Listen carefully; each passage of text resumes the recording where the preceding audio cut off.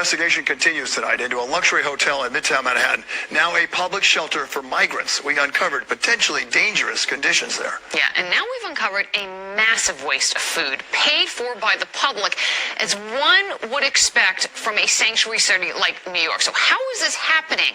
We're talking bags of food tossed into the garbage. This in a city where lots of people could use that food. Here's 7 on your side investigative reporter Kristen Thorne. This is insane. This is fresh. This is good food. This is bags and bags of food being thrown away. Workers at the Row Hotel in Midtown say it's a nearly everyday occurrence. We throw away food that is perfectly fine. The 1,300-room hotel is being used exclusively as a shelter for migrants, some of whom are seeking asylum. This is completely sad. This is a waste. We wasted a lot of food. We got homeless in New York City. Felipe Rodriguez works in the housekeeping department at the hotel and told us about the food being thrown out. Bagels. It's just going to waste. He says this is the delivery the city makes to the hotel every day, 3 times a day for breakfast, lunch, and dinner. Fruit, water, and sandwiches are also available on every floor.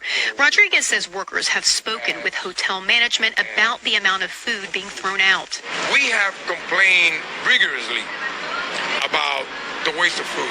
This housekeeping attendant, who did not want to be identified, says she throws out food all the time. Boxes of apples, boxes of bananas. They throw out the sandwiches as well. We asked the city repeatedly how much it spends every day supplying food to migrants at the Row. They didn't get back to us with an answer, but said the food is prepared fresh in the city every day and reflects the diets of the residents at the hotel. A city spokesperson said in a statement, "We cannot and would not ever force clients to finish food they had taken, but we do donate leftover food when possible." The city says some of the food is discarded, but they didn't say how much and how much the waste is costing taxpayers. If you know you're throwing away so much food, why won't the city say, let's have accountability, let's shorten down the rations, and let's throw less food away? Now, here in the city, chaos breaks out as migrants desperately seek shelter. A melee broke out at an East Village processing center this morning. That is where our Stephanie Bertini is live right now with the latest. And Stephanie, what happened there? Arthur, well, right now it's cold out here, it's windy, it's wet. During this kind of weather, the most vulnerable are most at risk. Here in New York City, that includes migrants and the homeless population, and that can translate into a range of emotions. We saw evidence of that here earlier today. Volunteers at Tompkins Square Park are helping migrants get some things that could offer a little comfort in the face of the harsh weather in the forecast tonight. They hand us some food and this to keep us warm because it's very cold out here. This man from Guinea, West Africa, is one of the many asylum seekers in New York City now facing uncertainty as shelters are at capacity.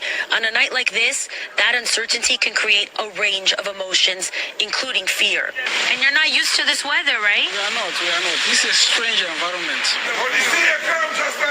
Earlier today, emotions were high not too far from the park in front of the former St. Bridget's School, now operating as a shelter reentry center for migrants during this crisis, as limits on shelter stays were imposed by the city months ago. There are literally hundreds every day lined up around the block, all the way to the next block and around the corner. This morning, ahead of the storm in the forecast, police were called after an altercation broke out.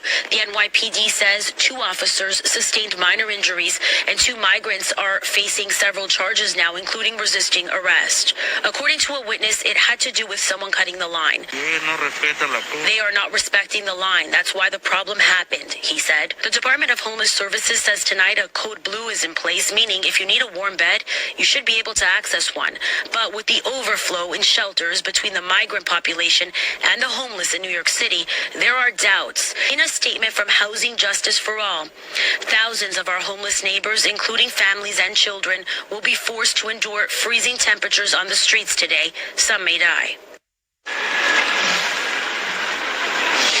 And of course, as the weather gets worse tonight, anything can help. Outreach workers are out making sure those who need a warm place can get to it. Arthur, back to you inside.